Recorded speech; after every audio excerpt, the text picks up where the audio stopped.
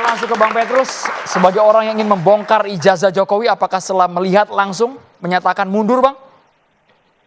Tidak, untuk mundur tidak mungkin ya, karena perkara yang di Polda Metro Jaya itu kan perkara yang dilaporkan oleh Jokowi. Jadi kita ikuti iramanya, apalagi itu kan delik aduan, setiap saat dia bisa cabut. Nah, lalu mengapa perkara ini sampai kemudian menarik perhatian terutama Roy Suryo dan kawan-kawan akhirnya berujung dengan ditetapkan tersangka? Karena terlalu lama dibiarkan teka-teki ini ngambang di tengah publik. Perdebatan mengenai ijazah palsu ini dimulai sejak 2014. Isu itu mulai muncul. Dan lebih kencang lagi tahun 2019 sampai dengan sekarang. Tetapi aparat penegak hukum baru mengambil langkah ketika masyarakat melapor. Ketika TPUA melapor, baru polisi mulai masuk untuk menyelidiki isu tentang asli atau palsu ijazah ini. Tetapi lagi-lagi penyelidikannya masih mentah, tapi Mabes Polri langsung menghentikan penyelidikannya. Bersamaan dengan itu muncul pengaduan pencemaran nama baik yang dilakukan oleh yang dituduhkan kepada Roy dan kawan-kawan, dan itulah penyidikannya sampai sekarang sudah menempatkan Roy dan kawan-kawan sebagai tersangka. Nah, dalam perjalanan penyidikan perkara ini memang dari segi kepentingan tersangka, penyidik belum seluruhnya mengakomodir. Seperti permintaan untuk memeriksa saksi yang menguntungkan. Dan itu sudah diajukan beberapa bulan lalu, mestinya kan sebelum gelar kemarin, saksi yang menguntungkan itu yang nama-namanya sudah disampaikan ke penyidik itu kan harusnya diperiksa terlebih dahulu. Yang kedua, selama ini penyitaan yang dilakukan oleh penyidik Polda Metro Jaya itu penyitaan terhadap dokumen yang terkait yang dimiliki oleh Jokowi. Padahal Jokowi ini kan saksi korban yang mengadu. Harusnya penyitaan itu lebih difokuskan kepada dengan alat apa dan apa yang didapatkan oleh tersangka ini ketika mereka melakukan penelitian tentang ijazah asli Jokowi ini yang kemudian disimpulkan sebagai palsu. Maksud Anda bukan harusnya ijazah Jokowi yang disita? Harusnya bukan itu? Tidak, itu disita sebagai batu ujinya. Tetapi harusnya fokus pemeriksaan terhadap para tersangka ini. Karena mereka dituduh melakukan pencemaran nama baik akibat hasil penelitiannya. Tetapi sampai dengan detik ini, dengan alat apa dan dengan cara bagaimana, sampai ketiga tersangka ini menyimpulkan bahwa ijazah Jokowi itu palsu. Harusnya itu dulu disita. Disita oleh penyidik dari tangan ketiga orang tersangka ini. Karena yang harus disita itu kan alat yang dilakukan untuk melakukan tindak pidana atau hasil tindak pidana yang didapat oleh tersangka atau benda-benda lain yang terkait langsung dengan tindak pidana yang disangkakan. Sampai dengan detik ini pemeriksaan terhadap tersangka tentang bagaimana caranya penelitian sehingga disimpulkan itu sebagai palsu pun penyidik belum masuk sampai ke situ. Tetapi polisi sudah menetapkan 3 orang ini tersangka. Sehingga karena kami polisi lihat punya puslapor, mereka punya penelitian tersendiri tentang barang bukti. Pak Arianto harus menanggapi ini harusnya, Pak.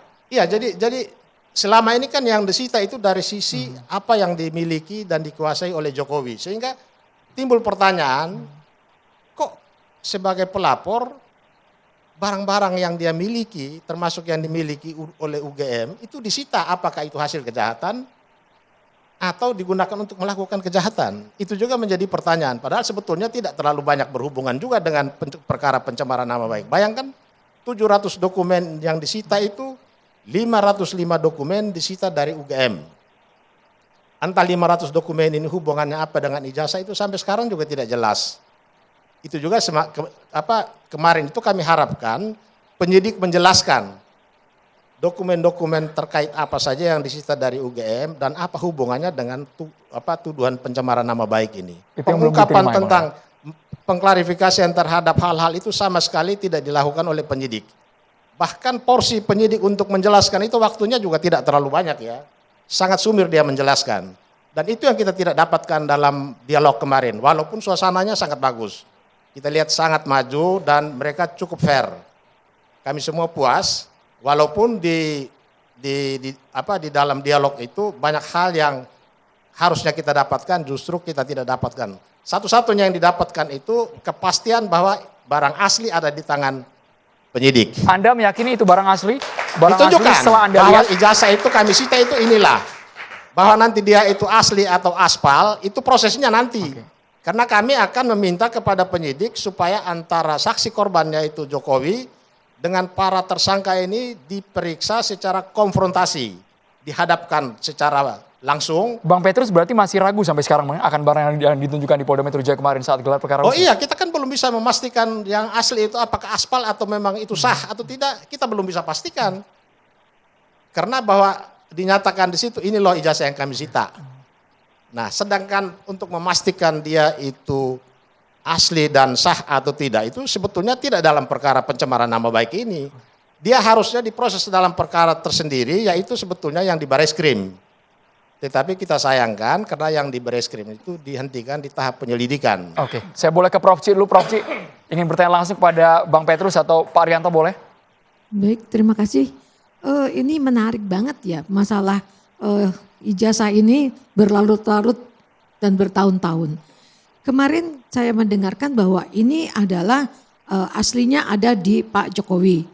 Kemudian ternyata kemarin hasilnya ada di Bareskrim, gitu kan.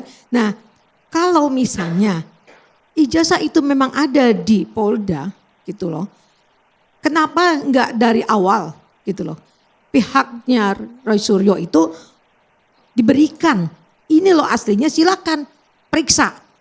Menurut kamu ini asli atau tidak? Tapi kan ini karena aslinya tidak pernah ada, gitu loh, tidak pernah ada dan tidak pernah diperlihatkan. Baru kemarin saya dengar itu kalimat-kalimat dari apa yang saya dengar. Sehingga kan kelompoknya Roy Suryo memeriksa apa yang dia lihat dari tadi katanya dari digital. Nah, kalau memang dari digital tentu kan berbeda dengan aslinya. Sekarang yang aslinya itu kenapa enggak dari dulu dikeluarkan agar diperiksa? Sekarang periksa dulu dong. Kenapa enggak dari awal gitu, Prof ya? Iya, dengan alat yang ada dan kredibel, alat itu memang benar diperiksa. Ya, apa ijazah yang tadi diperlihatkan tadi. Ini kan belum. Kita nggak bisa mengatakan ini asli, ini palsu, nggak bisa kalau cuma dilihat aja. Belum diperiksa. Nah, gitu loh. Jadi kapan sebetulnya ijazah asli itu akan diperiksa? Kalau memang yang diperiksa oleh kelompoknya Roy Suryo kemarin itu adalah bukan yang seperti yang diharapkan. Karena memang barangkali objek yang diteliti berbeda. Nah, kalau sekarang memang objeknya harus sama, harus dilakukan penelitian ulang. Menurut pendapat saya seperti itu. Nah, sekarang menurut Pak Petrus. Nah, apakah nanti kelompok dari Bapak akan meminta untuk dilakukannya proses ulang pemeriksaan atas ijazah tersebut? Atau mau menerima aja gitu apa yang sudah diberikan? Makasih Pak. Kami mempersiapkan suatu laporan polisi baru dengan dasar hasil temuan atau hasil penelitian Roy Suryo, Rismond Sianipar dan Dr. Tifa. Karena temuan mereka itu dalam keyakinan mereka itulah mereka menyatakan bahwa itu palsu. Dengan dasar keyakinan hasil temuan mereka itu palsu, itu menjadi dasar laporan kami kepada Mabes Polri atau Polda Metro Jaya supaya dilakukan suatu penyelidikan dan penyidikan secara khusus untuk memastikan apakah ijazah ini benar-benar asli atau tidak. Karena sampai sekarang kan belum pernah dilakukan dalam suatu tingkat penyidikan dengan membandingkan hasil temuan Roy Suryo, Dr. Tifa dan Rismond Sianipar. Karena temuan mereka tiga ini menjadi bagi ketiga tersangka ini menjadi bukti yang bisa diadu dengan ijazah yang disebut asli yang sekarang ada di tangan penyidik.